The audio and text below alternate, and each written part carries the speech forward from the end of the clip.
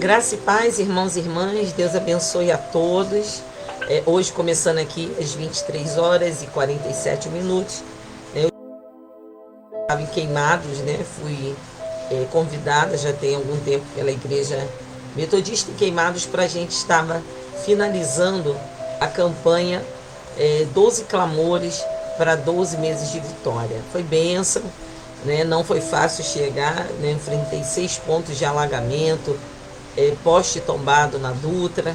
A volta foi muito difícil, mas chegamos até aqui, tanto na missão anterior como na nossa missão agora. Vai entrando aí, né, dando seu ok, né? Algumas pessoas me falaram que estão tentando entrar, estão encontrando dificuldade, né, por causa da internet. Lembrando que fica disponível, tá, gente? Por 30 dias fica disponível aqui no meu Face, né? O meu Face que é Marisol.Marques. Mas se você tiver dificuldade, há um irmão chamado Valberli da Igreja Metodista de Corumbá que está postando no YouTube, né? Ler a Bíblia com a pastora Marisol. E as pessoas que estão me mandando aqui, eu tô enviando então o link também pelo YouTube, ok? Mas aqui chegamos, gente. Então, seja bem-vinda, irmã Graça Monteiro, Rosane Breia, Evi Vidigal, Deus abençoe, né? Paz do Senhor a todos, Sônia Pimentel, Lúcia Campos, Antônia, Lúcia, Deus abençoe. Meu amigo Lucas Rangel Neri, espero que você esteja melhor, Lucas. Neide Vitor, amém, Neide, Deus abençoe. Sueli Martins, que o Senhor seja com todos. Aurilene Oliveira, hoje nós vamos estar lendo dos capítulos 40 ao 42, tá bom? Aurilene Oliveira, Cleo Reis, Raquel Ferreira, Alessandra Lemos, Magali Chafarelli, Jorginete Bento, irmã Zeni, nossa irmã Vila Porto, Catarina Santos. Lembrando, né, irmãos, que hoje nós sepultamos a nossa irmã querida, amada, irmã Maria José Cordeiro, né, que partiu para o Senhor, né, da família da nossa irmã Débora, da nossa irmã Dione, Adelino, e graças a Deus o Senhor esteve o tempo todo ao lado dela, sustentando, tirando todas as dores, e dormiu literalmente, dormiu no Senhor, né? Então que a família esteja sendo profundamente consolada, amém? E que Deus abençoe todos que estão aqui entrando, Aris Pereira, Ana Paula, Márcia Brito, Deus abençoe, a paz do Senhor. Vamos começar? Tem bastante gente, né? Então vamos começar, vamos orar ao Senhor. Pai querido, Pai amado, estamos entregando mais esse tempo de leitura dos capítulos 40 ao 42 de Gênesis nas suas mãos, Pai. Senhor, que o Teu Espírito nos norteie o caminho, nos guie a direção, que o Teu Espírito Santo fale conosco ao nosso coração e possamos aprender de Ti e não desistir deste propósito. Sabemos que é apenas o 13º dia, Senhor, mas o Senhor pode nos sustentar esses 365 dias de forma que a leitura bíblica, Senhor, que estamos fazendo, seja um encontro com Jesus todas as noites. Por isso, fala conosco, Pai. Nós queremos e precisamos aprender mais de Ti, Senhor. Eu abençoo todos os nossos participantes, todos que estão lendo a palavra, que a Tua mão esteja sobre todos, Senhor. Eu oro em concordância, em nome de Jesus. Amém e amém. Saúdo aqui a nossa irmã Ranúzia, a Maria Araci de Campos Fialho, o G. France. G, Deus abençoe, G. Ana Cláudia, Júnior Dias, Bete Martins, amém? Raquel Ferreira. Então vamos lá, gente. Rosani, Deus abençoe. Já tinha cumprimentado a Rosani Breia, Deus abençoe. Então vamos lá, gente. Acompanhe aí comigo na sua Bíblia, o capítulo 40. Estamos apenas no 13º dia de 365 dias do nosso plano cronológico de leitura, tá? Então vamos lá?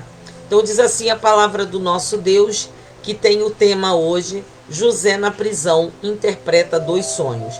Lembrando que Deus está cumprindo uma promessa sobre a vida de José.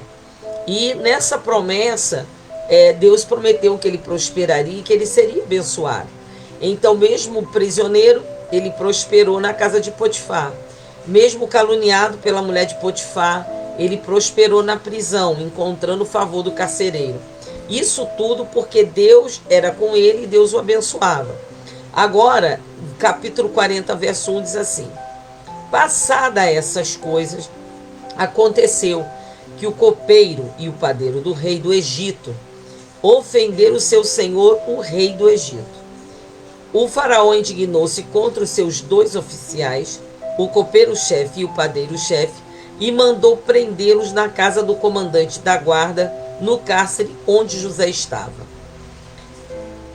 O comandante da guarda os deixou aos cuidados de José, para que os servisse e por algum tempo estivessem na prisão. Os 2 sonharam, cada um, o seu sonho. Na mesma noite, cada sonho... ele está preso. Essas 2 pessoas importantíssimas para o rei, tanto o copeiro quanto o cozinheiro, o padeiro, foram presos porque aborreceram o rei. E agora José está cuidando deles. E cada um, então, teve o seu sonho com o seu próprio significado. O copeiro e o padeiro do rei do Egito, que se achavam encarcerados. Quando José chegou pela manhã, viu-os e eis que estavam preocupados. Então perguntou aos oficiais de Faraó, que estavam com ele no cárcere da casa do seu senhor: por que estão com a cara triste hoje? E eles responderam: tivemos um sonho, e não há quem o interprete. José lhes disse: não pertence a Deus as interpretações? Contem-me o sonho que tiveram. Verso 9. Então o copeiro-chefe contou o seu sonho a José, e ele disse: em meu sonho havia uma videira diante de mim, e na videira havia 3 ramos. Ao brotar a videira havia flores, os seus cachos produziam uvas maduras. O copo de Faraó estava na minha mão. Peguei as uvas, as exprimi no copo de Faraó e os entreguei a Faraó. Então José disse: esta é a interpretação do sonho. Os 3 ramos são 3 dias. Dentro de 3 dias, Faraó vai reabilitar você e reintegrá-lo ao seu cargo, e você lhe dará o copo na mão dele, segundo o costume antigo, quando era seu copeiro. Porém, lembre-se de mim, quando tudo lhe correr bem. Peço que você seja bondoso para comigo e fale a meu respeito com Faraó, e me tire desta prisão, porque de fato fui roubado da terra dos hebreus, e aqui nada fiz para que me pusessem nesta masmorra. Verso 16. Vendo o padeiro-chefe que a interpretação era boa, disse a José: eu também sonhei, e eis que 3 cestos de pão branco estavam sobre a minha cabeça. No cesto mais alto havia todo tipo de comida que um padeiro faz para Faraó, e as aves comiam do cesto que estavam sobre a minha cabeça. Então José disse: esta é a interpretação do sonho. Os 3 cestos são 3 dias. Dentro de 3 dias, Faraó vai mandar cortar a sua cabeça e pendurá-lo numa árvore, e as aves comerão a sua carne. No 3º dia, que era aniversário de nascimento de Faraó, ele deu um banquete, e todos os seus servos, e no meio destes reabilitou o copeiro-chefe e condenou o padeiro-chefe. Reintegrou o copeiro-chefe ao seu cargo, no qual dava copo na mão de Faraó. Mas mandou enforcar o padeiro-chefe, como José havia interpretado. Porém, o copeiro-chefe não se lembrou de José, se esqueceu dele. A ingratidão, a velha ingratidão, né, gente? Nós sabemos que Deus aprecia a gratidão. Nós também. Quem é que não aprecia um coração agradecido? Mas esse homem, embora teve a boa interpretação, porque foi boa para ele, né? Ele não se lembrou de falar com o Faraó, ou provavelmente também não teve coragem de falar nada com o Faraó. Capítulo 41. Passado 2 anos completos, Faraó teve um sonho, e eis que estava em pé junto ao rio Nilo. Do rio subiu 7 vacas de boa aparência e gordas, e pastavam no meio dos juncos. Após elas subiam do rio outras 7 vacas de aparência feia e magras, e pararam junto às primeiras na margem do rio. As vacas de aparência feia e magras engoliam as 7 vacas de boa aparência e gordas. Então Faraó acordou. Tornando a dormir, sonhou outra vez. De uma só haste saía 7 espigas cheias e boas, e após elas nasciam 7 espigas mirradas e queimadas pelo vento leste. As espigas mirradas devoravam as 7 espigas grandes e cheias. Então Faraó acordou. Tinha sido um sonho. De manhã, ao despertar muito perturbado, mandou chamar todos os magos do Egito e todos os seus sábios. Contou-lhe os 2 sonhos, mas não havia ninguém que pudesse interpretar. Então o copeiro-chefe disse a Faraó: hoje me lembro das minhas ofensas. Quando Faraó ficou irado com os seus servos e me pôs na prisão na casa do comandante da guarda, a mim e ao padeiro-chefe. Tivemos um sonho. A mesma noite, eu e ele. Sonhamos e cada sonho tinha o seu próprio significado. Achava-se conosco um jovem hebreu, escravo do comandante da guarda. Contamos a eles os nossos sonhos e ele nos deu a interpretação, a cada um segundo o seu sonho. E tal como ele interpretou, assim aconteceu, e eu fui restituído a meu cargo, e o outro foi enforcado. Então Faraó mandou chamar José, lembrando, amados, que tudo tem o tempo de Deus, né? José queria ser lembrado de imediato. Deus só permitiu lembrar quando chegou o tempo de Deus. Então Faraó mandou chamar José, e o fizeram sair às pressas da masmorra. Ele se barbeou, mudou a roupa e foi apresentar-se a Faraó. E este lhe disse: tive um sonho, e não há quem o interprete. Porém, ouvi falar a respeito de você que, quando ouve um sonho, é capaz de interpretá-lo. E José respondeu: isso não está em mim, mas Deus dará resposta favorável a Faraó. Então Faraó disse a José: no meu sonho, eu estava em pé na margem do Nilo, e eis que subiam dele 7 vacas gordas e de boa aparência, pastavam no meio dos juncos. Após estas subiam outras vacas fracas, muito feias e magras. Eu nunca tinha visto vacas tão feias em toda a terra do Egito. E as vacas magras e ruins devoravam as primeiras 7 vacas gordas, e depois de as terem engolido, não davam aparência de que tinham devorado, pois o aspecto delas continuava ruim, como no princípio. Então acordei. Depois vi em meu sonho 7 espigas saíam da mesma haste, cheias e boas. Depois dela nasceram 7 espigas secas e mirradas, e queimadas pelo vento leste. As 7 espigas mirradas devoravam as 7 espigas boas. Contei isso aos magos, mas ninguém foi capaz de me dar interpretação. Então José respondeu: o sonho de Faraó é apenas um. Deus revelou a Faraó o que ele vai fazer.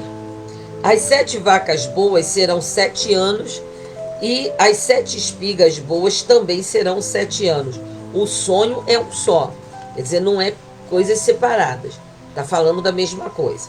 As 7 vacas magras e feias que subiam após as primeiras serão 7 anos, bem como as 7 espigas mirradas e queimadas pelo vento leste também serão 7 anos de fome.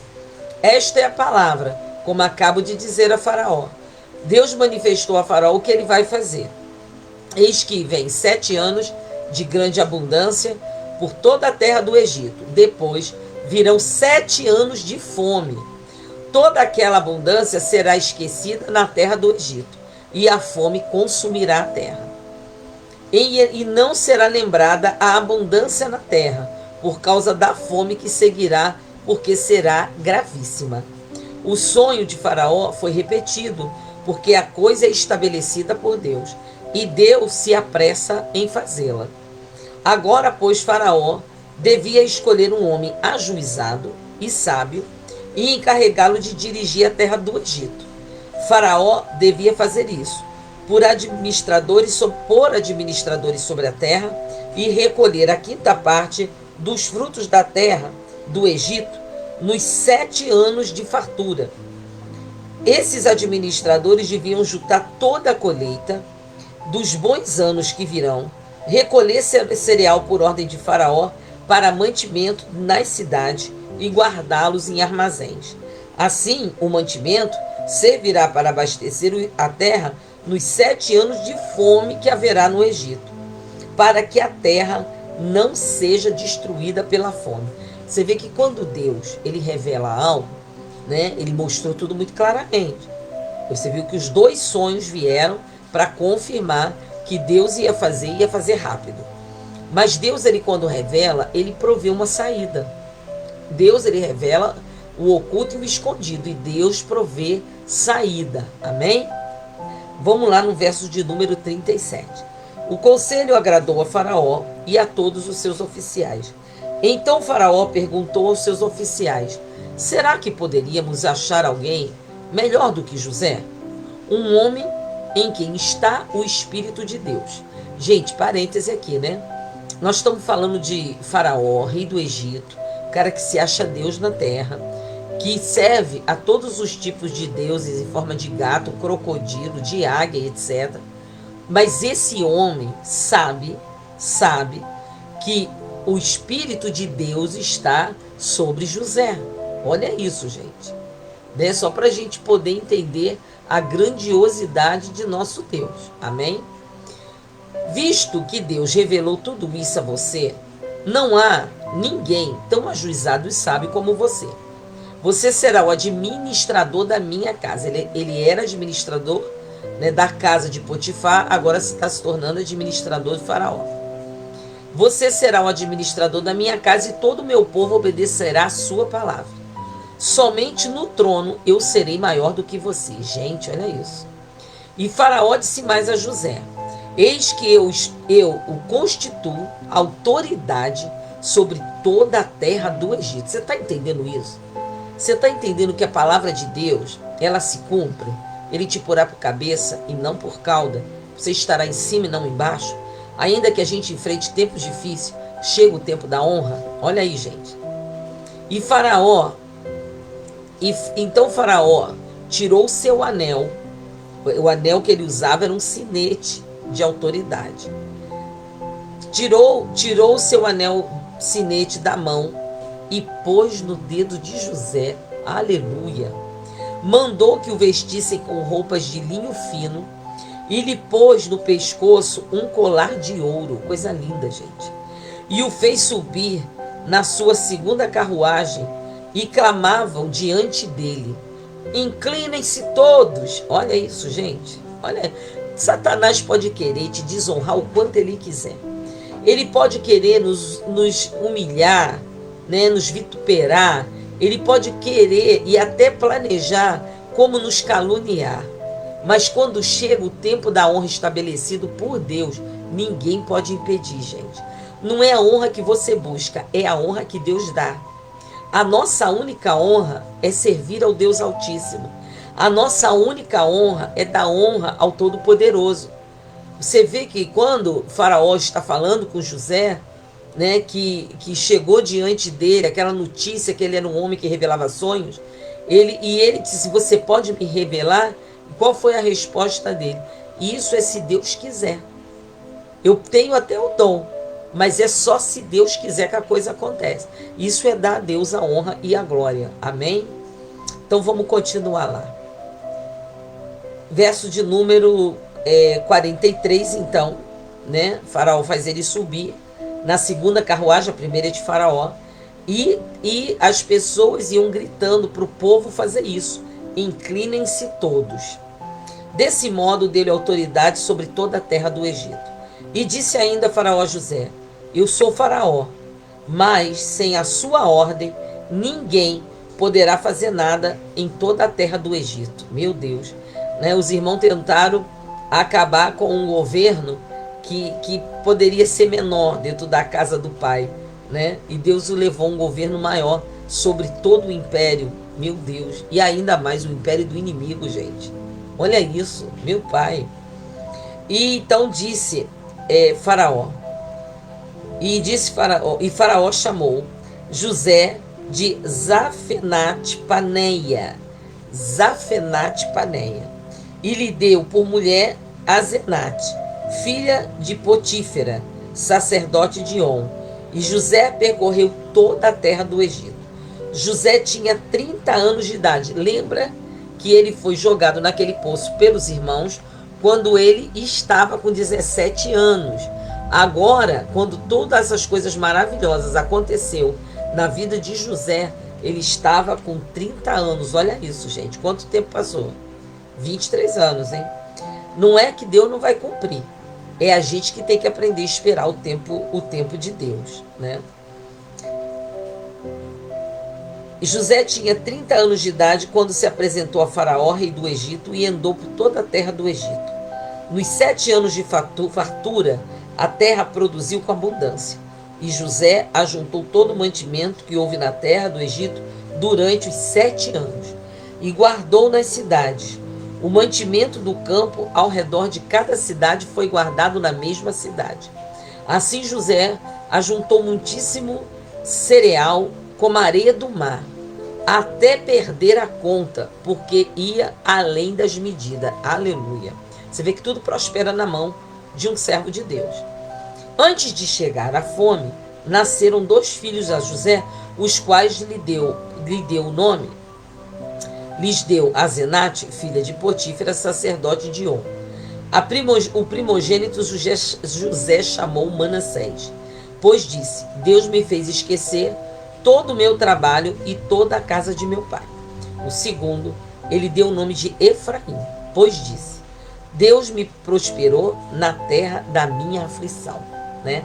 Nós temos aqui no nosso distrito, né, foi aberto pela seminarista já formada, seminarista Bruna, a Igreja Metodista em Efraim, em Santa Maria. A promessa é essa, né, amados? Né? Deus fará prosperar na terra da aflição, olha aí. Passados 7 anos de abundância que houve na terra do Egito, começaram os 7 anos de fome, como Deus falou, viu? Como José havia predito, e havia fome em toda a terra. Mas em toda a terra do Egito havia pão. Olha que coisa linda. Quando toda a terra do Egito começou a sentir fome, o povo chamou a Faraó por pão. E Faraó dizia a todos os egípcios: vão falar com José e façam o que ele disser. Havendo, pois, fome sobre toda a terra, José abriu todos os celeiros e vendia aos egípcios, porque a fome aumentava na terra do Egito. E todas as terras vinham do Egito ao Egito para comprar de José, porque a fome aumentava em todo o mundo. Então não foi só sobre o Egito, né? Lembrando que o Egito era um império, e era um império farto, né? As margens do rio Nilo, muita fartura, né? Muito poderio. Então muitas outras nações e tribos ao derredor se sustentavam da riqueza do Egito. O Egito sendo abalado, os outros também eram abalados. Capítulo 42. Quando Jacó soube que havia mantimento no Egito, disse a seus filhos: por que vocês estão aí olhando uns para os outros? E acrescentou: ouvi dizer que há cereais no Egito. Vão até lá, comprem cereais, para que vivamos e não morramos. Então 10 dos irmãos de José foram para comprar cereal no Egito. Mas Jacó não enviou Benjamim, o irmão de José, na companhia dos irmãos, porque dizia: e se lhe acontecer algum desastre? Entre os que iam, pois, para lá, foram também os filhos de Israel, pois havia fome na terra de Canaã. José era governador daquela terra. Era ele quem vendia a todos os povos da terra. Os irmãos de José vieram e se prostraram com o rosto em terra diante dele. Gente, eu fico imaginando a comoção, né? Aqueles que mandaram, primeiro lançaram ele, bateram nele, lançaram ele dentro de um poço seco. E ele imaginou, né? Vou morrer aqui. E quando tiraram de lá foi para vender a povos estrangeiros, sem saber ao certo o destino desse irmão. Olha isso. Agora eles estão diante dele. Há uma palavra que diz que a gente precisa voltar ao lugar onde a gente caiu, né? Ou seja, o lugar do confronto, o lugar do problema. Volta ao lugar de onde você caiu. Por quê? Porque a gente precisa sempre consertar as coisas. Nessa coisa de que as coisas vão se consertar automaticamente, né? Não existe. A gente tem que consertar as coisas, né? Então diz assim a palavra do Senhor. Lembrando que agora ele é governador, né, gente? Quando José viu os seus irmãos, reconheceu-os, porém não se deu a conhecer. Ele estava como um egípcio, né? Ele estava com aquele imenso colar de ouro que dava a ele toda a alteridade. Provavelmente ele usava aquele cabelo que os egípcios usavam, né? Mais reto, né? E cabelo bem preto, né? E tudo. E aí não tinha como reconhecer, os olhos pintados, né? Roupa dos egípcios, né? E lembrando que já tinha se passado 23 anos, né? Então, quando José viu seus irmãos, né, reconheceu-os, porém não se deu a conhecer. Foi ríspido com eles e lhes perguntou: de onde vocês vêm? E responderam: da terra de Canaã, para comprar mantimento. E José reconheceu os irmãos, mas eles não o reconheceram. Então José se lembrou dos sonhos que teve a respeito deles e lhes disse: vocês são espiões e vieram para ver os pontos fracos desta terra. Eles responderam: não, meu senhor. Estes seus servos vieram só para comprar mantimentos. Somos todos filhos do mesmo homem. Somos homens honestos. Estes seus servos não são espiões. Ele, porém, lhes respondeu: nada disso. Pelo contrário, vocês vieram para ver os pontos fracos desta terra. E eles disseram: nós, seus servos, somos 12 irmãos, filhos de um homem na terra de Canaã. O mais novo está hoje com o nosso pai, e o outro já não existe. Então José lhe disse: é como já falei. Acabou a história. Como já falei, vocês são espiões. Nisso vocês serão provados. E juro pela vida de Faraó que vocês não sairão daqui sem que primeiro venha o irmão mais novo de vocês. Olha só, gente. Envie um de vocês que busque o seu irmão. Vocês ficarão detidos para que sejam provadas as palavras de vocês. Se há verdade no que dizem, ou se não, juro pela vida de Faraó que vocês são espiões. E deixou todos presos por 3 dias. Lembra que ele também teve, né? Preso dentro daquele poço. No 3º dia, José lhes disse: façam o seguinte e vocês viverão. Pois temo a Deus. Se são homens honestos, que um de vocês fique detido aqui, onde estão presos, e outros podem ir levando cereal para matar a fome de suas famílias. Que na verdade José estava, né? Preocupado com seu pai, preocupado com seu irmão Benjamim, imaginando que eles poderiam estar passando necessidade de fome. E aí ele fez isso pela sua família, né? E aí o texto diz assim: e tragam-me o seu irmão mais novo, com o que vocês serão verificadas as palavras de vocês, e vocês não morrerão, né? Primeiro um só iria buscar o irmão. Aí ele libera os outros para levar os cereais e ir buscar o irmão. Um fica prisioneiro. E eles se dispuseram a fazê-lo. Então disseram entre si: na verdade, estamos sendo castigados. Olha aí, gente. O pecado acusa, né? A consciência. Estamos sendo castigados por causa de nosso irmão, pois vimos a angústia de sua alma quando nos pedia e não lhe demos ouvidos. Por isso nos sobrevém agora esta ansiedade. Rubem respondeu-lhes: não é verdade que eu disse: não pequem contra o jovem? Mas vocês não quiseram me ouvir, pois agora está vendo que o sangue dele está sendo requerido de nós. Gente, não há nada em oculto que não venha a ser revelado. Por isso que é bom a gente consertar as coisas com Deus. Você conserta com Deus o pecado que é no esquecimento, né? Mas a gente tem que consertar, né? Consertar. Eles, porém, não sabiam que José os entendia, porque lhes falava por meio de um intérprete. E retirando-se deles, José chorou. Imagina, gente. Veio a cena toda na cabeça, tudo que ele viveu. E retirando-se deles, José chorou. Depois voltou para junto deles, lhes falou outra vez. Escolheu Simeão e o algemou na presença deles. Verso 25. José ordenou que se lhe enchessem de cereal os sacos e lhes restituísse o dinheiro, a cada um no saco de cereal, e os suprisse de comida para o caminho. E assim foi feito. E carregaram o cereal sobre os seus jumentos e partiram dali. Quando um deles abriu o saco de cereal para dar de comer ao seu jumento na estalagem, encontrou o dinheiro na boca do saco de cereal. Então disse aos irmãos: devolveram o meu dinheiro. Está aqui, na boca do saco de cereal. O coração dos irmãos se encheu de medo e, tremendo, entreolhavam-se, dizendo: o que é isto que Deus nos fez? E vieram para Jacó, seu pai, na terra de Canaã, e lhe contaram tudo o que lhes havia acontecido, dizendo: o homem, o Senhor da terra, falou conosco de maneira ríspida e nos tratou como espiões da terra. Dissemos a ele: somos homens honestos e não espiões. Somos 12 irmãos, filhos de um mesmo pai, e um já não existe, o mais novo está hoje com o nosso pai na terra de Canaã. Então o homem, o Senhor da terra, respondeu: nisto saberei que vocês são homens honestos.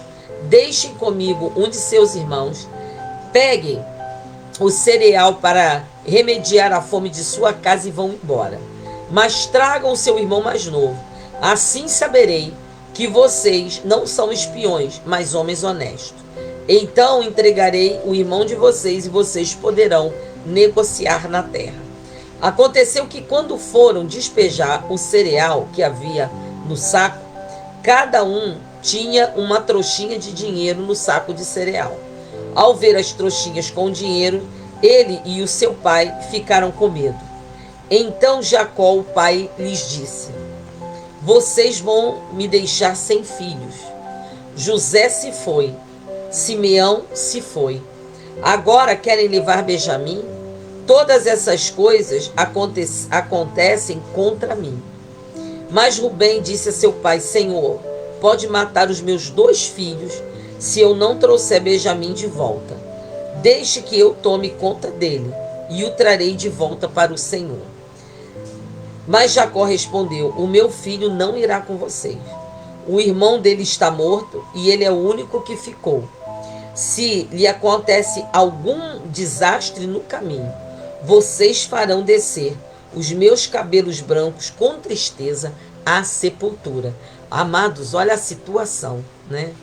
Esse jovem Benjamim, que é irmão de José, né? Lembra, filhos de Raquel, a quem ele amava, né? Era para ele o filho mais valioso, mais importante. E agora, como ele daria esse filho em resgate do que estava lá? Que loucura, né? Ele disse: se isso aconteceu, eu vou descer a sepultura de tristeza, porque o que não deixou esse pai morrer foi a presença de Benjamim, né? Benjamim ainda estava vivo, né? Então amanhã você vai continuar assistindo, né, mais essa novela da família de Jacó, né? E nós vamos aprender, né, como que Deus faz as coisas. Tenha somente uma certeza, amados: tudo está no controle da mão de Deus. Tudo está no controle da mão de Deus. E eu, muito rapidamente, né, consegui passar aqui o olhar, e as pessoas estão pedindo oração, né, por causa da chuva, né?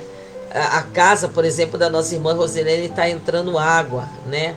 O irmão Velber e Gilmara, né, está pedindo oração porque já está no nível 3 de alerta. Amados, o Senhor nosso Deus fez uma promessa que não mais encheria a terra com as águas. E ele deixou até o arco-íris como símbolo dessa promessa e dessa aliança. Então, a gente sempre só se despede, né? Mas vamos orar, vamos orar? Eu quero que você pense no seu bairro, né? Aqui também no entorno da minha casa, não aonde eu moro, né? Mas chegando para Dutra, né? Mas a igreja, eu passei pela rua da igreja, eu passei por todo o caminho, né? Pela Nilo Peçanha, pela Doutor Guimarães, todas estavam plenamente cheias de água, dos carros estarem voltando sem saber para onde ir. Mas temos um Deus que tem misericórdia de nós. Amém? Então vamos orar? Senhor, meu Deus e meu Pai, o Senhor viu aqui a petição da irmã Rosilene, Senhor Deus, do Velber e Gilmara. Não está na nossa mão o impedir, mas está na tua mão, Senhor, todo o agir. Senhor, perdoa os pecados cometidos em nossas terras, pela idolatria e por todo o mal, Senhor, que tem sido feito, Senhor, em toda a Baixada Fluminense, sangue inocente sendo derramado, roubos, assaltos e todo tipo de impiedade.